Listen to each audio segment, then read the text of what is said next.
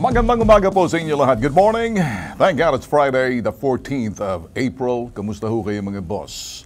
Ngayong umaga, live ho tayo. And the usual, itabi niyo ho yung coffee ho ninyo. Sa gilid niyo, ano, it's coffee or tea or chocolate or anything na magbibigay sigla sa inyo ngayong umaga. Ito ho yung ating segment mamaya. Alam nyo, mga bossing, nakakabahala na po, ano? Nakakabahala talaga. Ito yung pagtaas ho ng bilang ng mga biktima po ng incestual rape. Hindi lang po dyan, mga boss, kahit na Department of Justice, nakikita po ang pagtaas ho ng mga, ito'y nabibiktima. Ito ho yung panghahalay sa loob ng pamamahay na kung saan ang mga suspect ho ay mismong pamilya. Hindi po ako nagbibigay po ng masamang balita sa inyo bagkus ito po yung balita na medyo kinakailangan pag may ganong klaseng problema, binibigyan ho ng kaukulang solusyon or hakbang or aksyon na gagawin po ng ating pamahalaan. Pangalawa, mga boss, ito rin po ang medyo nakakabahala rin na kinakailangan suriin ng maigi. Ito ho yung pang-aabuso sa mga nakakatanda po, elderly abuse kung tawagin. Ano ho ang mga bagay na mapapanood nyo. 91 years old na ina, pinalayas, sinaktan pa, inabandona. Nababahala din po yung mga interagency task force or samahan po tulad ho ng Department of Justice, Department of Social Welfare and Development, ganoon din po yung DILG. Bakit ho? Kasi sila po tinitingnan yung sinasabing statistics. Kaya ito pong pagkabahala ni naman, kinakailangan na may kaukulang batas na kinakailangan ilabas para na doon sa pamilya ho ng mga Pilipino, yung paggalang po natin sa mga nakakatanda sa atin, mga magulang natin, eh hindi po dapat inaasa at binibigay sa gobyerno pagkatapos iniiwan kung saan-saan. Nababahala din po yung DSWD, kasi sila po yung sinasabing kapakanan ng mga matatanda, kinakailangan po rito talaga masilip. Kaya may mga kaukulang batas na ilalabas po. Mamaya pag-uusapan po natin yan. So, kayo po ba'y nakakakita na kung minsan ito ho yung pananakit sa mga nakakatanda ng mga mismong mga anak sa loob ng pamamahay? Kung minsan nakikita po natin sa social media, ginagawa kong content ng iba. Kitang-kita na po yung pang-aabuso sa mga matatanda pero wala pong ginagawa. Bagkus binibidyohan lang para maging content nito mga kolokoy sa social media na patay gutom pagdating ho sa sinasabing views. Because everybody wants to have content doon ho sa kanilang social media. So ano po mga laman ng social media po natin? Sus, marami po, ano? Ito po yung sinasabi natin sa elderly abuse, tatalakayin po natin mamaya ng konti. Bakit? Eto ngayon pong mga Pilipino, magalang po tayo pagdating sa mga magulang po natin, nakakatanda sa atin, pero nagbabago na po ata ang ugali ng mga susunod na henerasyon na nawawala na po yung sinasabing paggalang or pagbibigay importansya, kahalagahan sa mga eto ho'y tumatanda na sektor ng ating lipunan. Napapabayaan sila. Sinasaktan pa. Socio-economic po to. Pag sinabing social and economic, hindi po pwedeng sabihin dahil mahirap, hindi na namin kaya yan, ilagay na lang natin sa labas yan, idalhin sa lansangan, bahala na, kung minsan nabubuisit, sinasaktan yung matanda kasi wala na po kasing magagawa. Parang ito'y bitbitin na mga anak. So, bagay po na pag-uusapan natin mamaya ng konti. Ito po ang Bitag Live na dinidiscuss po natin mga issues and analysis na ginigising, pinupukaw po namin kayo. Kasi hindi po kami yung basta't naglalagay ng content. Lahat po ng aming mga sinasabi, sinisiguro po namin na talaga po ito'y naikakalat po natin sa pamamagitan ng awareness. Informative. Yun ang sinasabi natin dito. Informative by giving you all the information. So may magagawa po kayo, hindi po yung ano ngayon kung nalaman ninyo, kung wala naman kayo ginagawa, hindi kayo kikilos, parang pinababayaan ninyo, wala hong sa-isa yung kaalaman kapag hindi po natin ginagamit. Sa kapakanan po na ninuman sa ating lipunan, partikular doon sa mga matatanda na dapat ginagalang po natin, minamahal po natin. Paano po kuminsan mga magulang ho natin na kuminsan di nyo yung kuminsan mga magulang nagtatampo. Sa kanilang katandaan na hindi na sila nabibisita. When was the last time na nabisita niyo po ang inyong mga magulang kung sakaling layo po sa inyo, nasilip niyo naman, kumustahin ang kanilang kalagayan? Alam niyo ho kasi pag tumatanda na, may uncertainty, wala nang katiyakan na parang ang dating nila, ano naman kami sa ating lipunan. Hindi po ganon. Kaya yun hong pang-aabuso ang sinasabi po natin. Hindi po ako dito nagbibigay. Tinatalakay po natin dahil may mga kaukulang batas na dapat nilalabas po yan sa ating mga Kongreso at Senado para enable legislation or mga bills na ipatupad ang sino man nag-aabuso, ang sino man gumagawa ng mga bagay na hindi tama. Pananakit sa mga matatanda, pang-aabuso sa mga matatanda, ay dapat po talaga may kalalagyan yan. Coffee na ho tayo mga mas. So mamaya makikita niyo po sa aming public service, kami po talagang nakikita po namin dito sa aming Action Center. Every day, dumarating po sila. Iba't iba hong mga sumbong. Tulad ho ng 91 years old na ina, pinalaya, sinaktan, inabandona. Marami po kaming ganito at nakikita po namin mga totoo. Mga totoong mga bagay. Totoong sumbong, totoong reklamo. Yan po. Kasi public service po talaga kami. Yun po, sinisikap po namin na maiparating po sa inyo para hindi lang po kayo, yun hong may magagawa. Ayun. So, in the meantime, let's leave it there. Balikan po natin mamaya ang topic. So, coffee ho. Kayo ba'y nag-coffee na? All right. Oh, yeah. Good morning. Okay, eto na po. Medyo seryoso po ito, ano? Listen carefully and listen closely. Yung mga bagong abogado, new lawyers, code includes behavior on social media. Pledge to do justice. Supreme Court na po ang nagsasalita. Kaya attention, Attorney Rani, yung avid fan ho ng mga Tulfo, na masugid na tagahanga namin ni Senator Raffy Tulfo at yung ng RTIA at ni Ben Tulfo sa Bitag Live. Well, Attorney Rani, hindi kita papangalanan but you know who you are at yung mga tagapagsunod nyo sa batas natin, quote-unquote, batas natin. Siguraduhin ninyo yung batas natin na yan ay nauukol doon sa inaasal nung gumagawa ng content. Inaasal ng gumagawa ng content na abogado. Masugid po siya na tagahanga po ni Senator Raffy Tulfo na Raffy Tulfo in Action. I don't know kung ano yung galit at puot nitong abogado na to. At sa akin po, ako'y tinatawag na Lolo Ben. Wala naman hong problema. Darating at darating po na yan. Makinig ka, Attorney Rani, para sa iyo to. Subukan mong gawing content to. Let me see exactly how good you are. Gusto kong makita kung paano mo ipaliwanag sa mga masugid mong tagapagsunod sa iyong ito ho'y social media, batas natin. Wala pa rin akong apelyido kasi baka pasikatin kita. I would rather na nagiging aware yung mga tao just in case they come across what you're doing. I'm not doing you a favor by doing a cross-plugging doon sa mga ginagawa mo. Ang mahalaga ay dik-dik mo sa kokote mo to. Abogado ka pa naman. The Supreme Court launched the Code of Professional Responsibility and Accountability. Ito na po, sinulong na po ng Korte Suprema natin ang Professional Responsibility and Accountability or CPRA.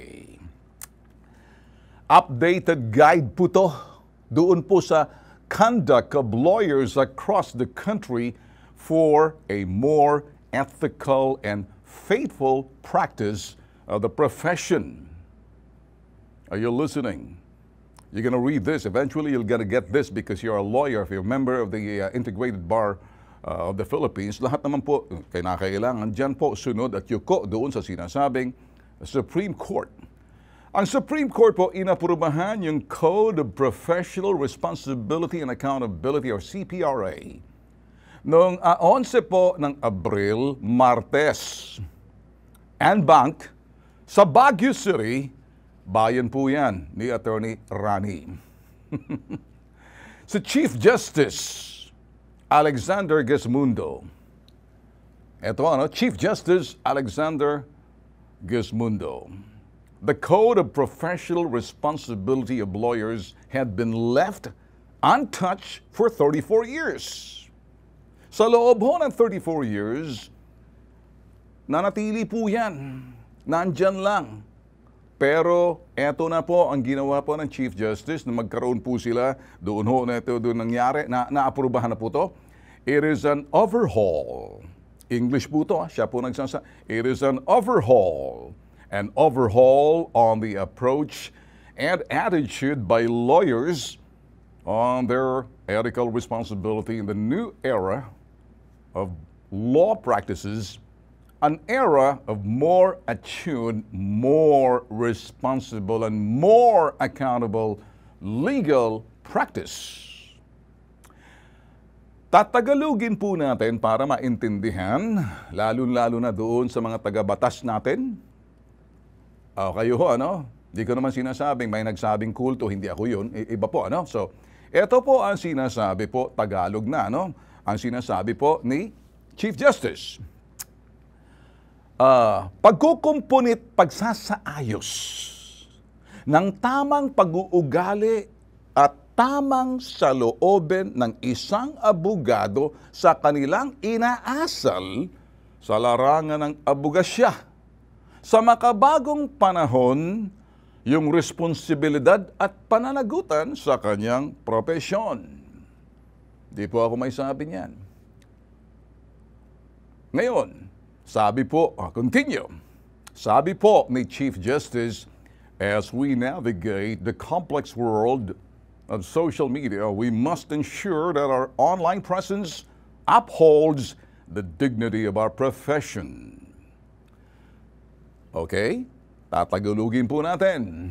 Habang tinatahak natin ang komplikadong mundo ng social media, kinakailangan natin tiyakin ang presensya at dignidad ng ating propesyon bilang mga abogado. Are you listening closely?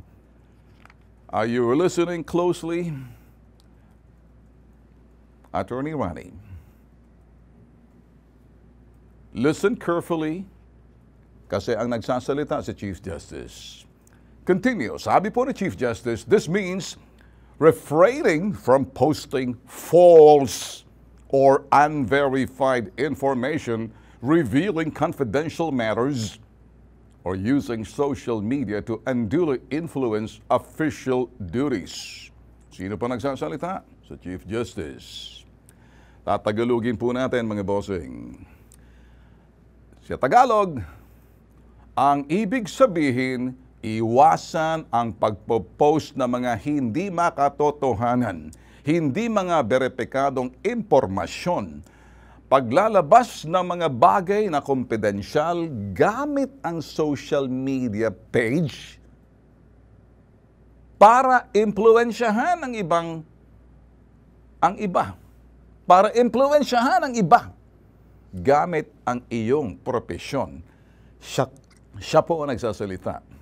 So, malinaw po to at dito na po siguro kunti ito na dahil sa loob ng 34 years ang ating Korte Suprema, nakita po nila na kailangan isaayos, may kumpuni ng tama. Ito yung sinasabing the Code of Professional Responsibility and Accountability.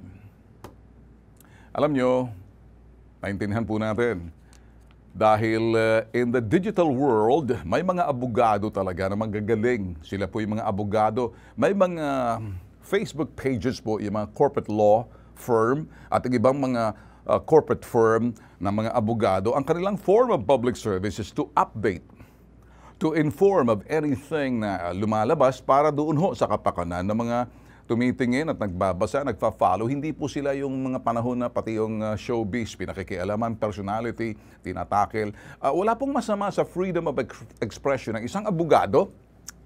Tulad ni Attorney Rani, again, hindi ko, baka sabihin, napakaduwag mo. Hindi kami duwag. Ayoko lang banggitin ang pangalan mo kasi this is centered for you. Sasabihin ko na lang, batas natin. Be careful kayo dyan. Be careful sa inyong Facebook page. Kasi dito po sa parting to, ang sinasabi po talaga ni Chief Justice, iwasan ang pagpo-post ng mga hindi makatotohanan, hindi beripikadong impormasyon. Paglalabas ng mga bagay na confidential, gamit ang social media para impluwensyahan ng ibang gamit ng iyong profesyon. May mga abogado at mga law firm na may social media page pero ang kanilang public service, hindi po chismis. Hindi po nakasentro doon sa personalidad ng isang pagkatao tulad ni Senator Raffy Tulfo o ni Bitag si Ben Tulfo at kung sino man mga artista o sino man ang kanyang matatakel para lang magka-content sa kanyang social media page. Pagkakitaan, yung mga taong kanyang ginagawang content sa nakakubli doon sa sinasabing ay pagbigay alam sa kanyang pagiging abogado at yun sa sinasabing batas natin na makakatulog daw kayo sa gabi sa kanyang ginagawa. Nakakatulog ka ba ngayon? Makakatulog ka ba ngayon? Attorney, bago man kami nagsalita rito, kinonsulta po muna namin to sa mga corporate firm, dalawa. Pareho po ang sinasabi, this applies to you. Kaya lang, sinasabi po rito, may mga abogadong may karapatan magbigay ng kanilang opinyon at mahayag sa kanilang social media page, pero hindi na doon sa personal na bagay yung iyong pananaw, yung iyong opinyon na wala nang kinalaman, na wala na doon sa poder ng sinasabing pagiging abogado, na yung iyong pananaw sa issue, let's leave it there. Kasi ang importanteng abogado sa mga kaso kung paano mo panaluluhin yung kaso o anong mga kautusan lumalabas sa Korte Suprema, yung mga inaasal, pag-uugali, yung ethics ng isang abogado. Hindi po pwedeng ikaw abogado, first time lang tayo nakikita na ang kanya mga topic ay yung mga personalities. Tulad po ang kanyang paborito talaga. Siguro talagang pag kami po ang kanyang topic, tumataas kasi siyempre, hala, bira. Pero nakakubli. May kasabi ho dito alam niyo po yung subliminal. The word subliminal, nakatago. Nakakubli doon sa kanyang gustong sabihin na nakakatulong na magbigay kaalaman sa pamamagitan ng batas, pero yung kanyang opinion sa isang tao, pinagduduldulan niya at gagamitin niya, ikukubli niya yung kanyang profesyon na siya ay abogado na walang masama roon sa impormasyon mo at pagbibigay mo ng pero nahahalata ka na talagang labis ang iyong pagkainis, pambubuisit.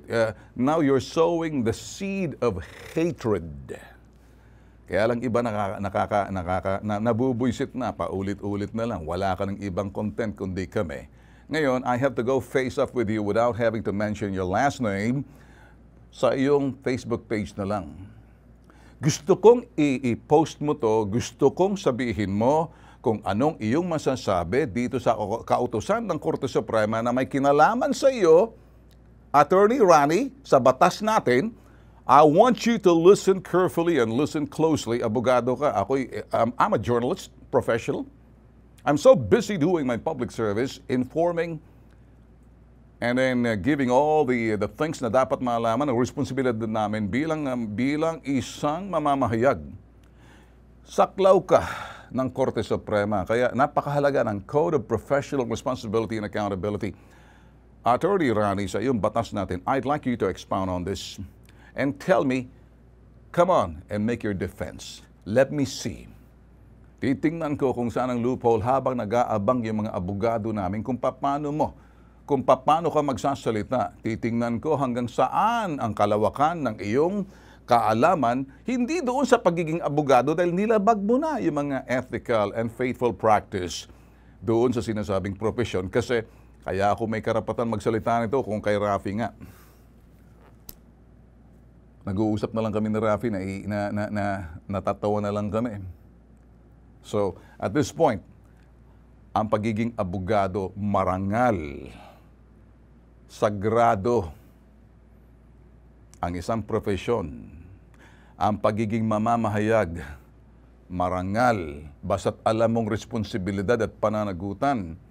Ang pagiging sagrado ng anumang profesyon sa anumang larangan, yung dignidad at respeto at tiwala kinakailangan na bubuo sa laman ng mga sinasabi, base doon sa mga may kinalaman sa mga issue, malawakan pero Pag ikay abogado at pumasok ka na sa showbiz at sinarap ganito na si ganyan, lahat na issue, pinakikialaman mo, bakit hindi na lang sa abogasya, ano na lang sa mga kaso na nakakatulong ka, ano yung mga question and answer, sagutin mo, hindi yung nag-analysis ka. Pag naggawa ka ng analysis, stay in the confine of legalities and law, hindi roon sa sinasabing, wala na eh. Nandoon ka na sa the world of showbiz. And pati doon sa mga profession ng iba na kumbaga you look them and then you analyze them and then you pick kung ano yung nakikita mo kunyaring mali and then you expound them, palawakin mo, pagkatapos iisipin mo, paano kaya ako kikita rito? Pagkatapos, paano ko kaya i-content to? Paano kaya, pagkatapos yung mga kultong tagapagsunod mo, kulto. Kasi wala na eh, wala na doon sa CPRA. Itanong mo pa kay Chief Justice yan. Now, with that, yeah, come on, make your move. Okay, anyway, change topic na po tayo mga bossing. Oh, yeah.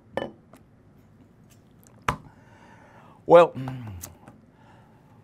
kamakailan, nabahala po si DSWD Secretary Rex Gatchalian, tumataas na po ang report tungkol sa mga kasong abandonment ng elderly abuse sa Pilipinas.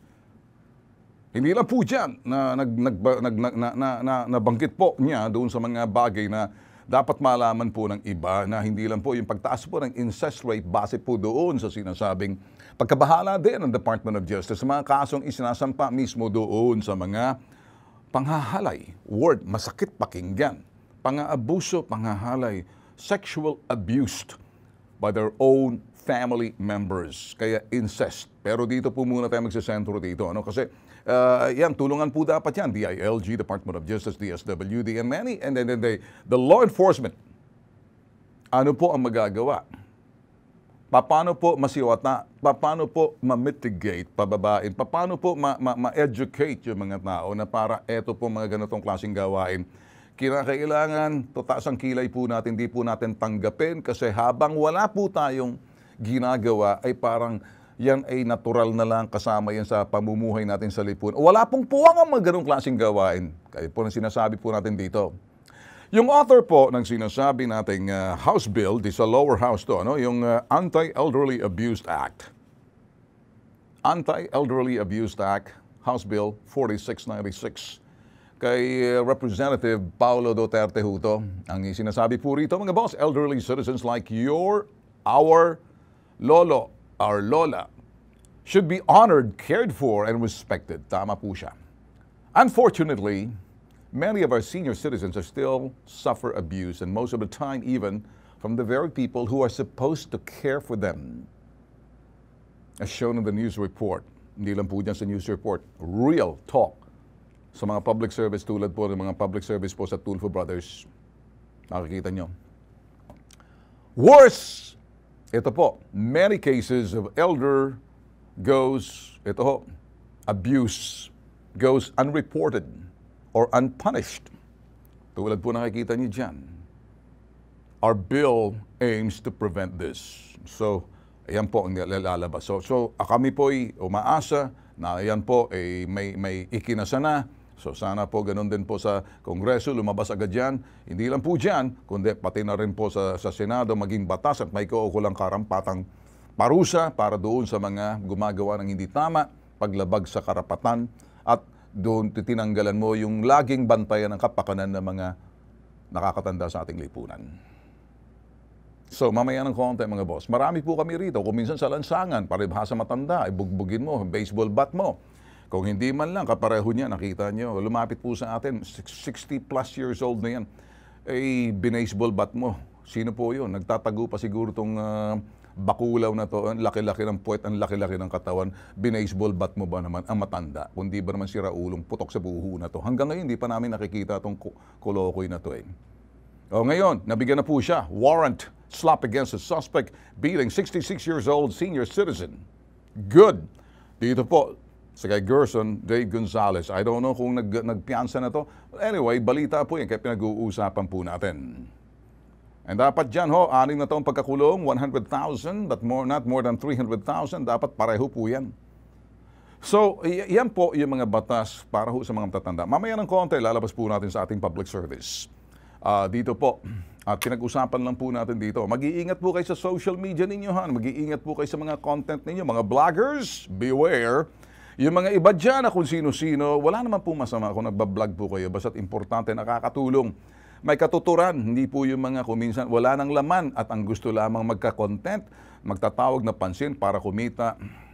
Yan po mga bagay na kumbaga isipin na maigi kasi baka mayroon kayong mga bagay na ginagawa na hindi na tama dahil ang pananagutan nyo sa sarili lamang, pag nagkamali kayo, bebueltahan kayo ng mga taong nasagasaan, inapakan ninyo dahil ayun sa social media. Kasama ka rito, Attorney Rani, at ang batas natin dyan. Okay? Umayos kayo. O, dito po, sa 91 years old na ina, pinalayas, sinaktan pa, inabandon, lumapit po sa amin to. So kami po, mga totoong tao, totoong storya, totoong reklamo, totoong sumbong. Hindi po kami gumagawa na mga ganong klaseng sitwasyon, storya. So, ilalabas po natin to. Salamat po sa pagtutok niyo ho sa Bitag Live. Si Ben Tulfo ho, ano?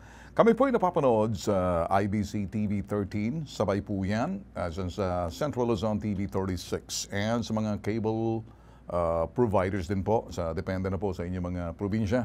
Yan po, ano, sa IBC 13, kung saan cable providers, mga cable providers sa mga probinsya. Ganun din po sa CLTV 36, na yan po yung mga cables, pwede po manood. National, at saka doon sa regional television po. So, sa aming website mga boss, on demand, just in case pa hindi nyo na kompleto, you can always watch it sa aming YouTube TV channel po namin. Sa YouTube TV channel po namin, dahil mga pinapalabas po namin, really produced for TV, and then ginagawa po namin content for our digital. Hindi po kami yung gumagawa ng mga content na basta na lang ginawa. Kami po kasi, ang responsibilidad namin, ipakita po sa telebisyon na kung saan yung may-ari po ng mga TV, television stations, may mga responsibilidad at ito'y pananagutan po sa taong bayan base doon sa mga ibinigay na prangkisa. Kaya dapat napapaloob ang isang mamamahayag sa loob ng sinasabing network. Gobyerno man yan o pribado man yan, iisa lang po yung pamantayan. Iisa lang po yung responsibilidad at pananagutan. Ayan po. Again, inuulit po namin, television program po kami. Ito na po ang public service na panoorin.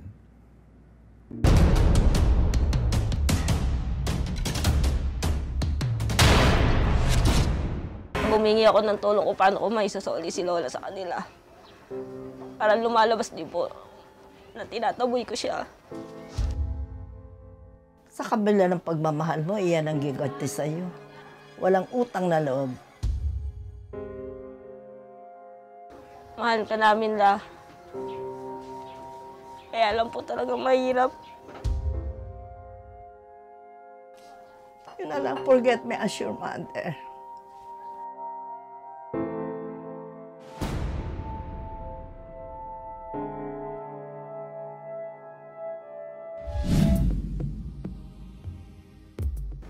Bakit ho kayo nandito sa akin?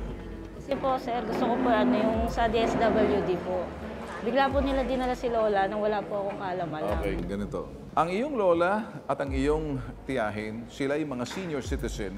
Ngayon, kung bakit dinala ng DSWD si Lola sa inyo, kasi next of kin kayo, para ikaw bilang apo, alagaan ang lola ninyo. Kung sumusuko ka na at ayaw niyo siyang alagaan, di-turn over niyo na sa bahay kalinga, sa home for the aged. Huwag niyong pagpapasapasahan. Habang nabubuhay ito, responsibilidad ng yang mga anak niya. Kung ang anak niya matanda na rin, inaaway siya, sinasaktan siya, may dementia na yun eh. Hindi na sila pwedeng ipagsama. Ilagay niyo sa home for the aged hanggang sa kanyang huling pananatili sa mundong ito. End of story. She's been tossed around like a rag doll. It pissed me off when you have, grandchildren and children who don't really care. That's not exactly Filipino. Filipino, we take care of the old. I want you to make a story on this.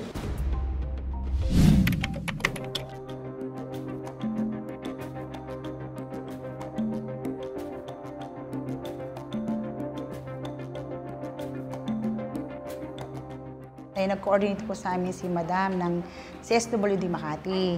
So, pinorward po niya sa amin yung kamag-anak ng mismong lola, si Lola Alpapara, na meron po siyang anak dito sa May Kawayan. So, ang ginawa ko po muna, hinong-visit po talaga namin kung andun po talaga yung kamag-anak. So, nakita naman po doon na meron po siyang anak na nakatira sa Bayugo at andun po yung kanyang apo. Naikwento po ng aking staff na yung pong kanyang apo ay hindi ganong kaganda yung pamumuhay. Nakita rin ng CSWD Makati yun, na talagang not capable sila talaga na mag-custody din kay Lola kasi dun nga din sa kanilang pamumuhay tsaka yung tahanan po talaga.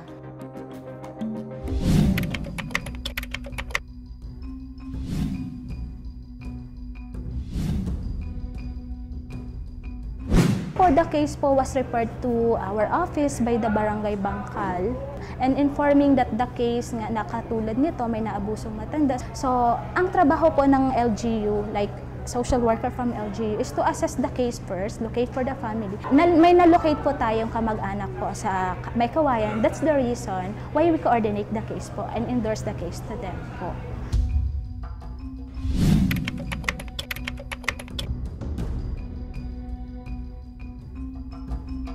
Actually, nung unang pumunta siya dito, ang buong akala namin, magpapablatter lang siya. Dahil iko-complain daw niya yung anak niya na sinaktan siya. So actually, nakita talaga namin may mga pasa siya.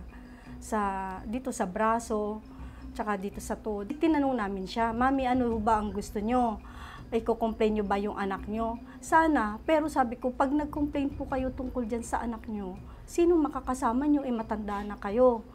So sabi niya, siguro wag na lang, sabing ganon. Pero pwede ba mag-stay muna ako dito? Sabi ko, akala ko naman, nung time na yun, sandali lang. Magpapalipas lang siya ng kahit oras. Nung bandang huli, ayaw niya nang umuwi. Ginahatid siya ng mga bantay bayan namin. Ayaw niyang magpahatid. Dito lang daw muna siya. Tumira siya dito sa barangay ng 1 month. Walang pumunta na kamag-anak.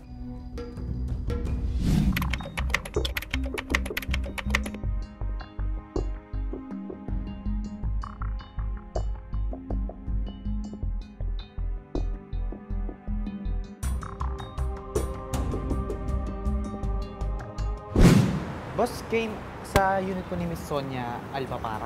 Bakit po? Regarding saan, sir? Regarding saan? Yung tungkol po dun kay Lola Socorro. Kailan pa po? 2 weeks ago na, oh. Pero si Miss Tess, dito pa po siya. Dito pa po siya. Yung Sonia lang. Oo, yung Sonia lang wala. Pero si Lola po, ano pong ano niya dito? Si Lola Socorro.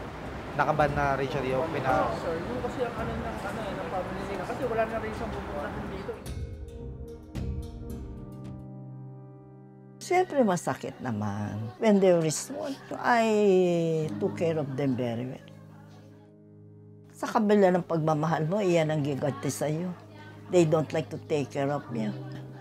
Walang utang na loob.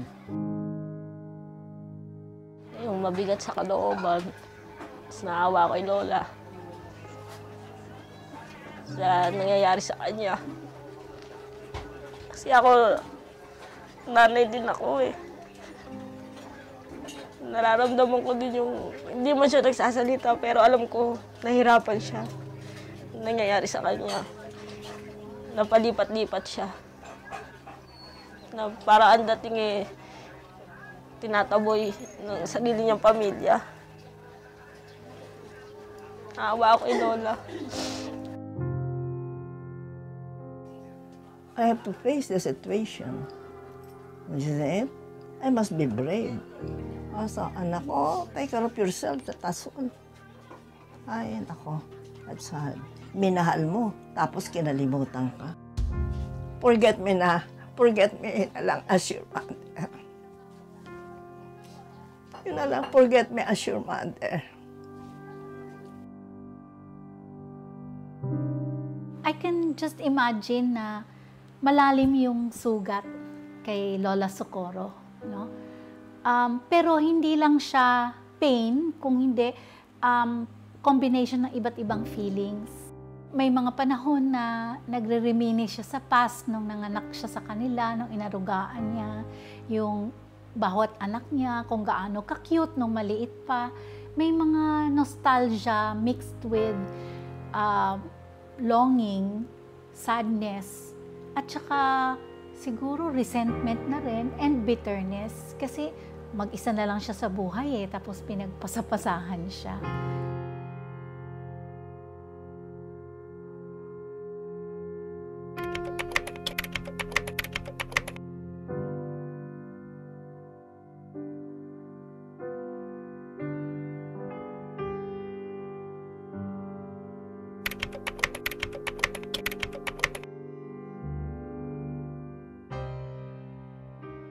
Na-assess na hindi naman interested yung nearest relative, lalo na yun sa Makati. And then, hindi naman capable yung taga Bulacan na family, relative niya. So, yung napagkasunduan namin dun sa case conference, na pansamantala, si nanay habang hinahanapan ng Makati ng shelter para sa kanya, i-custody muna namin pansamantala sa drop-in center namin sa may Kawayan. Kasi magsasubmit kami nung family assessment capability para mag-support ng documents dun sa dadalhan kay nanay na institution ng City Hall of Makati. After nun, si Makati ang maghahanap na ng institution. Dun siya ilalagay ngayon sa haven for elderly. Ang nakikita kong magandang senaryo is talagang mapupunta siya sa home for the aged. No? Alam ko marami siyang hesitation, no?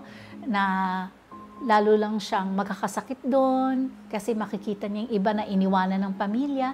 Pero maari din siyang maging ilaw sa kanila. Maari din siyang maging ehemplo. And she can start fostering close ties with all of them, listening to their stories, and then also learning from each other's stories. And always in the end, forgiveness.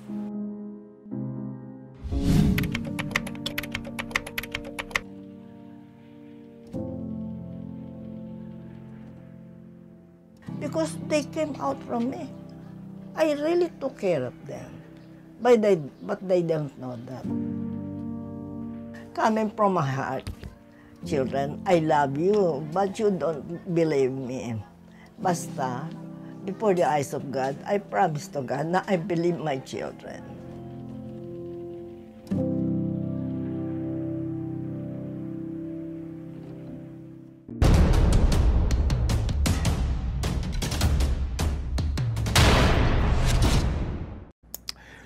Mahalaga po itong segment na to sa amin. Kaya marami po kaming mga ganyang klaseng segment at makikita niyo po sa aming YouTube TV. Mga totoong tao, totoong story. Hindi po namin dinadramahan. Talagang madrama po yung mga ganyang klaseng sitwasyon.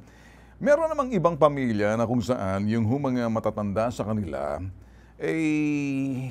yung pananamantala sa pamamagitan ng illegal na paggamit ng mga pondo ng senior citizens sa pamamagitan ng kanilang ayuda or card na dapat mapunta sa matanda. Ang ginagawa, sila po ang gumagamit. Kaya dito po talaga dapat pumasok din yung Department of Justice to set up Special Prosecution Unit exclusively doon ho sa mga sinasabing kaso po, exclusively sa mga senior citizen. Yan po ang gustong mangyari doon sa batas nitong si House Bill 4696 kay Paulo Duterte po yan. At ngayon, dito po, kasama rin po yung sinasabing, kasama rito yung Department of Health. So, DILG, DSWD, DOH, DOJ, sama-sama po rito. Yung pong nagpapabaya sa kanilang mga magulang, sinaabuso, o kung ano, kapareho po kanina, parang ginawa pong pasahan lang. Palibhasa matanda na, wala na siyang mapuntahan, kaya kung kani-kanino po siya, masakit po doon na parang ewan natin kung naniniwala ng karma, yun mga anak niya, kung hahaba pa ba ang buhay niya, no, ewan. Sa atin, kawawa naman matanda, yung mga gumagawa ng pang-aabuso sa mga matatanda, niwala kayo, hindi. Mamalasing kayo sa mga buhay ninyong potok sa buho kayo. Okay, i-recap po natin kanina sinabi po ng Supreme Court mga boss. Paulit-ulit po tayo rito para idiktik po sa kokote nitong si Attorney Rani.